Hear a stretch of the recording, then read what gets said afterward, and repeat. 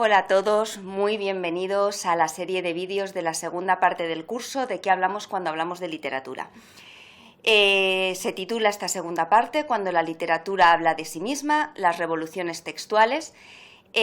Os doy la bienvenida muy especialmente y me dan ganas de decir lo que decía Fray Luis de León, creo que era él, cuando le metieron en la cárcel, como decíamos ayer, porque esta segunda parte se edita después de 4 años de haber editado la primera, pandemia mediante, problemas míos, os pido totalmente disculpas. Y bueno, espero que por lo menos el resultado sea satisfactorio para todos.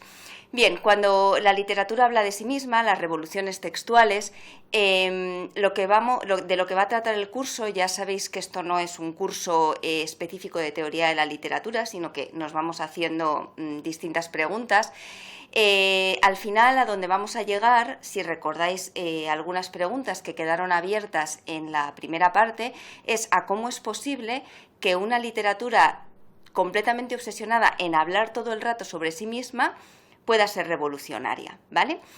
Vamos a empezar con los conocimientos previos que ya establecimos en el curso anterior, pero que bueno, conviene recordarlos.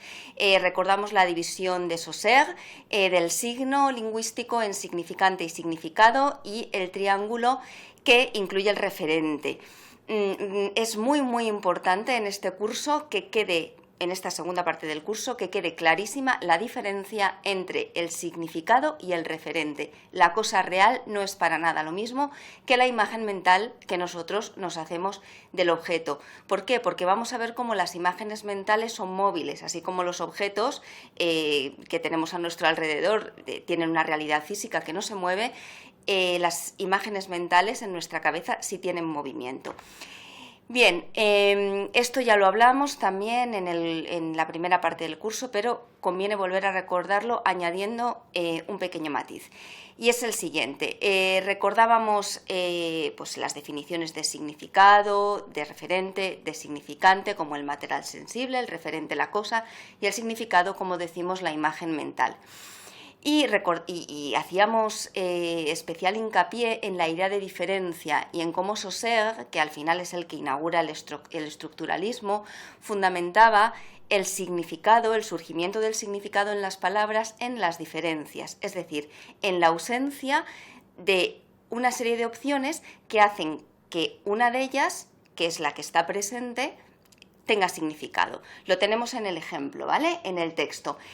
Casa, masa, nasa, pasa, rasa, tasa, lo único que cambia es uno de los fonemas y cambia radicalmente el significado. De alguna manera, esto va a suponer que, pongamos por ejemplo, la M de masa tenga a su alrededor todas las otras opciones, como si fueran sus huellas. Tenga la opción de casa, tenga la opción de nasa, tenga la opción de pasa, de rasa, de tasa, ¿vale? Es decir, que al final la oposición, la diferencia, es la que determina el significado y se está basando no tanto en la presencia de un fonema como en que no están presentes todos los demás. Lo mismo ocurría, lo vimos en la primera parte del curso, con los campos semánticos.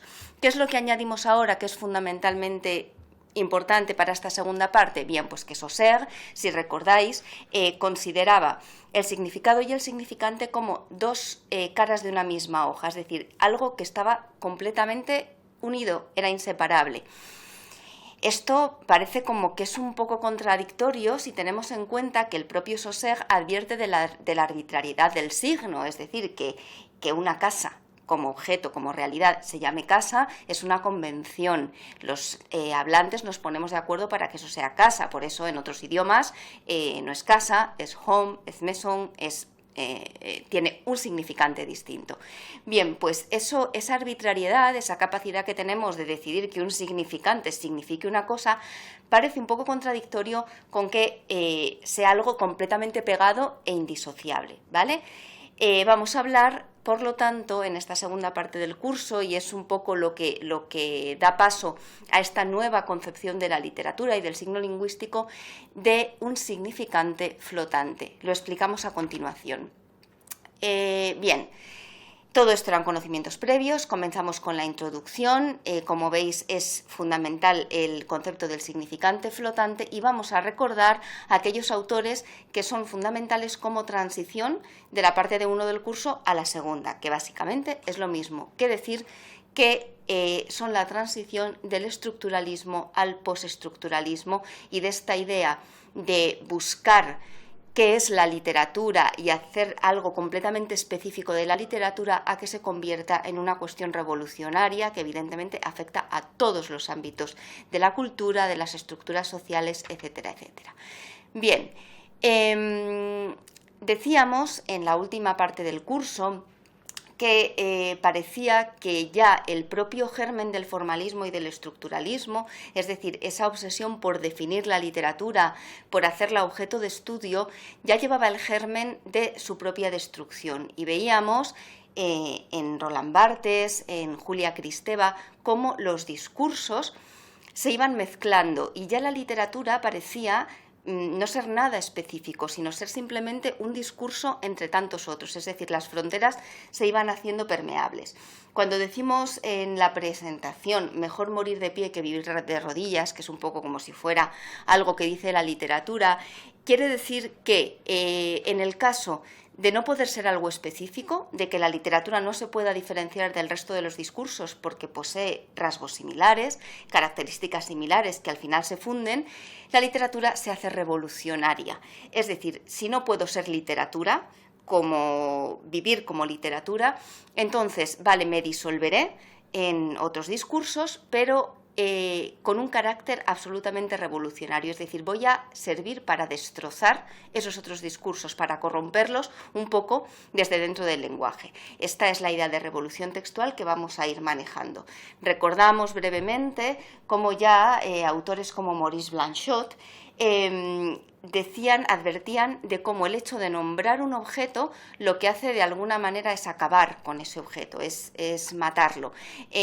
Una vez que nosotros nombramos la casa, esa casa ya pertenece, el nombre de casa ya abre un plano distinto, que es el plano del significante, el plano del lenguaje, donde la casa ya queda completamente fuera, es decir, una vez que nosotros empezamos a hablar o empezamos a escribir, la casa real ya no está presente, se ha separado, esa realidad se ha perdido, ¿vale?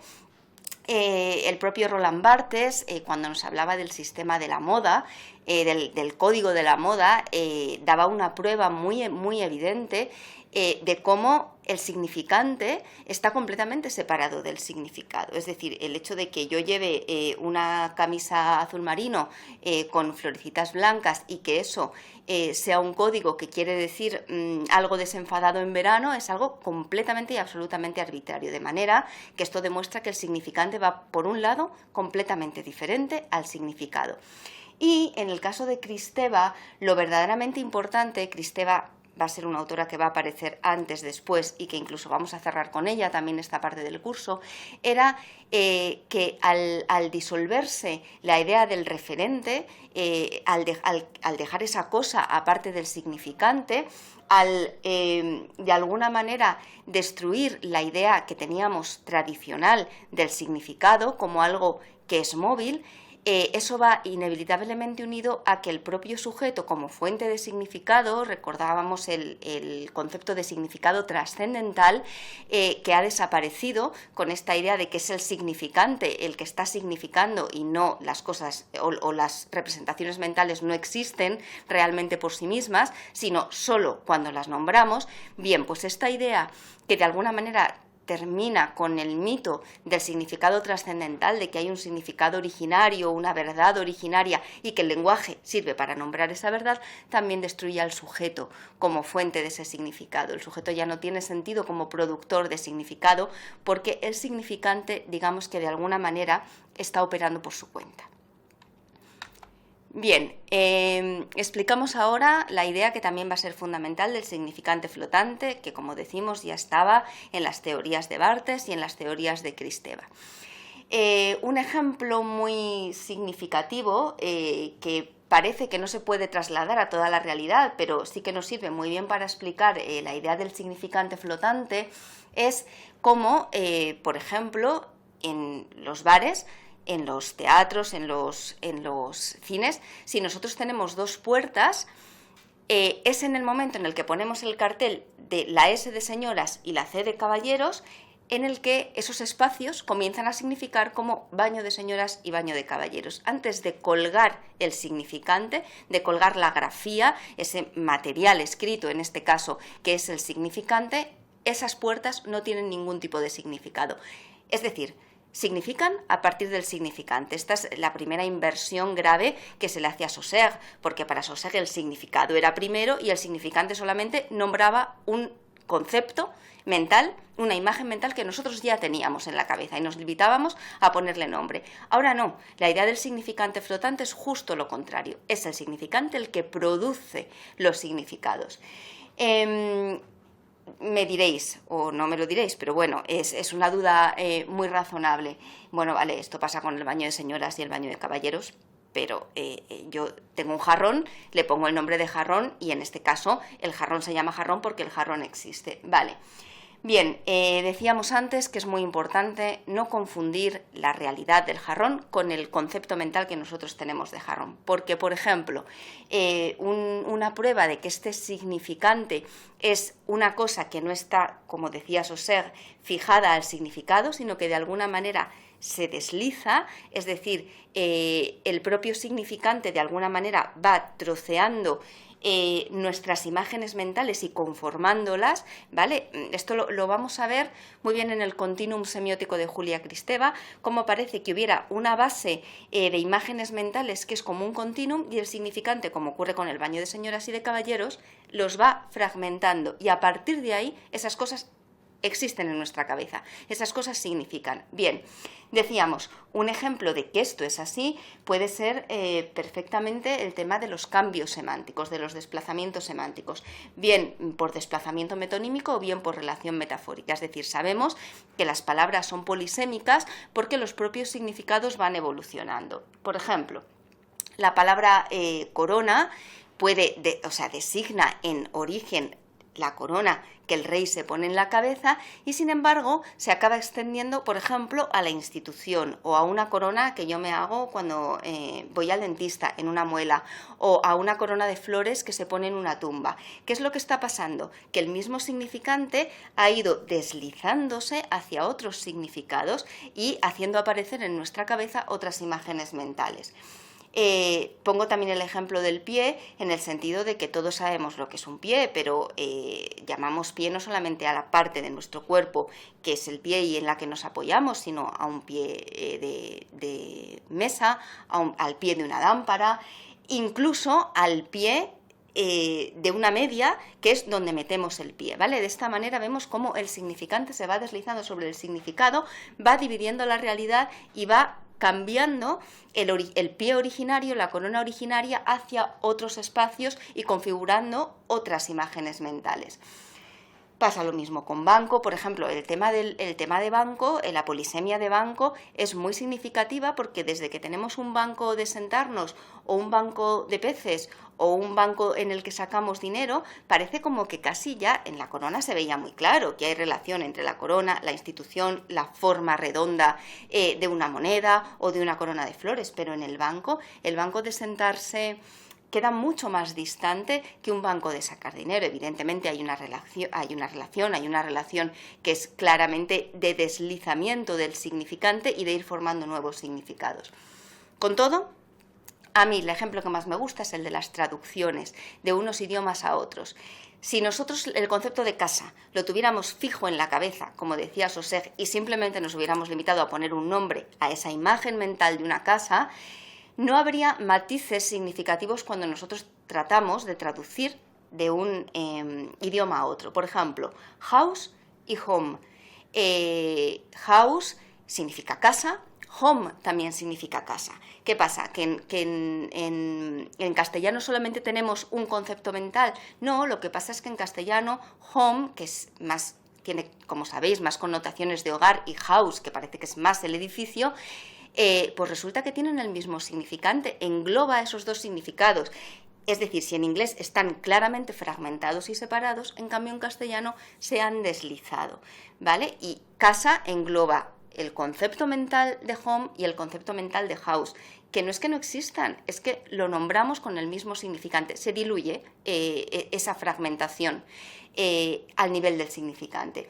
Ponemos otro ejemplo muy claro con el verbo ser. Sabemos todos que en inglés no se diferencian ser y estar. Quiere decir que ellos no sean y no estén, no lo diferencien, no tengan claro que a veces se utiliza el verbo to be para decir quién soy o cómo soy y otras veces para decir cómo estoy. Por ejemplo, I'm sick, estoy enfermo. Ahí ellos claramente, su imagen mental sí les permite diferenciarlo, pero es una imagen mental mucho más extensa que la nuestra, que hemos decidido fragmentar a través del significante, insisto que esto es lo importante, en el concepto de ser y el concepto de estar. Y es el significante el que lo fragmenta. El significado no existe por sí solo.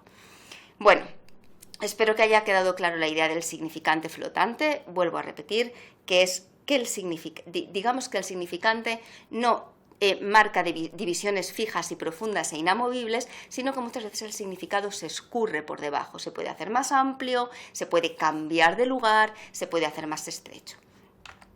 Bien, terminamos aquí con los tres autores que van a marcar, pese a que ya sus teorías existían en la época que nos ocupaba en la primera parte del curso, que van a marcar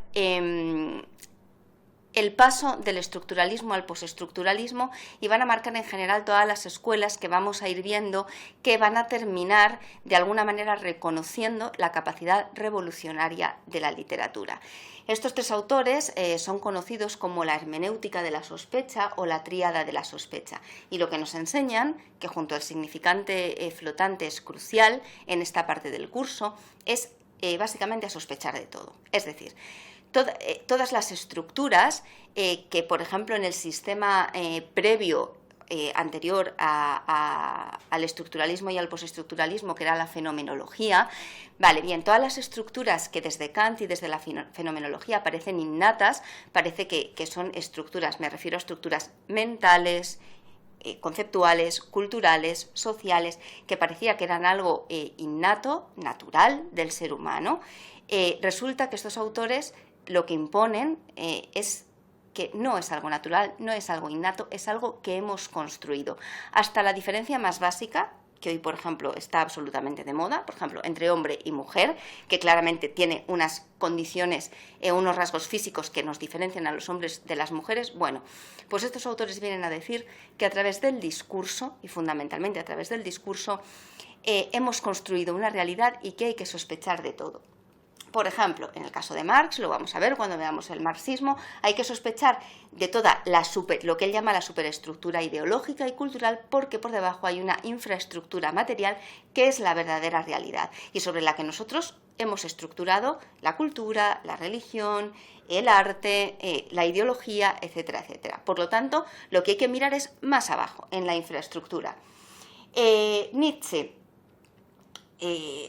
tanto la voluntad de poder como el eterno retorno son conceptos, Nietzsche sabemos todos que comienza con una genealogía de la moral, es decir, cuestionando los valores morales y haciendo como una historia de cómo vamos diferenciando el bien del mal, que es algo para él absolutamente arbitrario, significante, construido, y que es una cuestión que venimos heredando y que como hace tanto tiempo que ya se estableció la división entre el bien y el mal, nos creemos que es algo natural, pero no es así, ¿vale?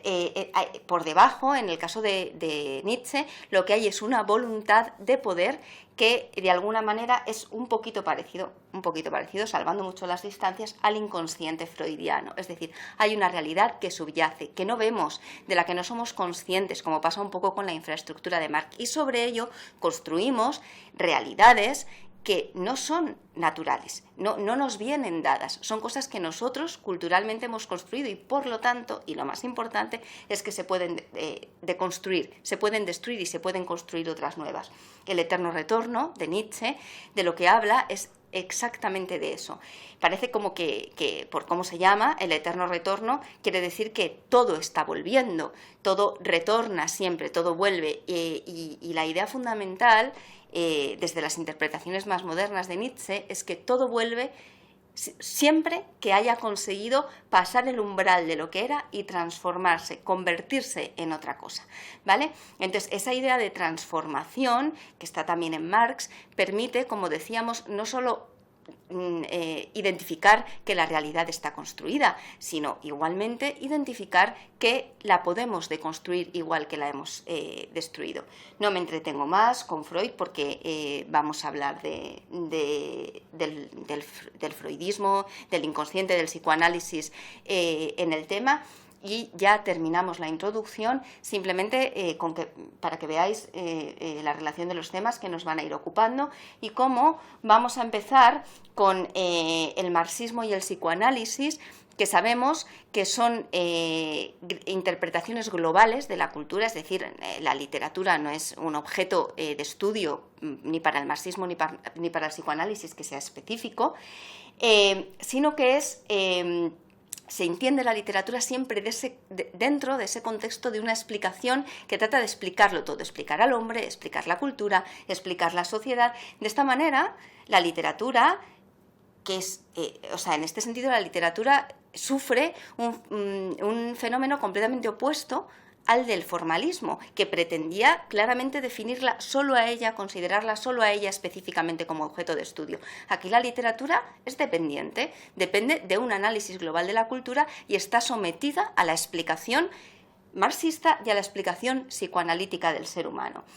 ¿Qué pasa en la Escuela de Frankfurt? Pues que esto ya empieza a cambiar, ya no hay tanto sometimiento, porque la Escuela de Frankfurt, a pesar de que sigue con la idea marxista de que hay que transformar la realidad, y el marxismo ponía por delante esa transformación y la literatura era siempre un medio y no un fin, en la Escuela de Frankfurt ya se van a estudiar o se van a tener en cuenta las formas vanguardistas de la literatura, es decir, que la literatura puede servir para una revolución social, pero ya nos vamos acercando un poquito al concepto de revolución textual.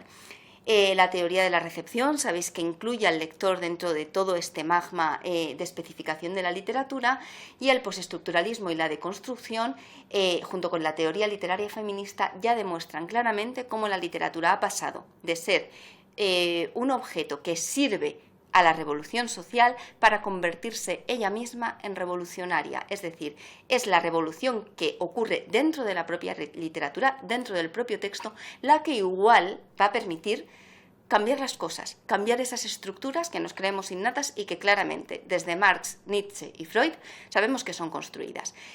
Os recuerdo también que, bueno, todo esto evidentemente es un resumen, está mucho mejor especificado y contado en los apuntes, y que en los apuntes vais a tener toda la bibliografía general y la bibliografía específica. Bien, pues me despido aquí, empezamos en el próximo capítulo con la literatura según el marxismo. Muchas gracias a todos.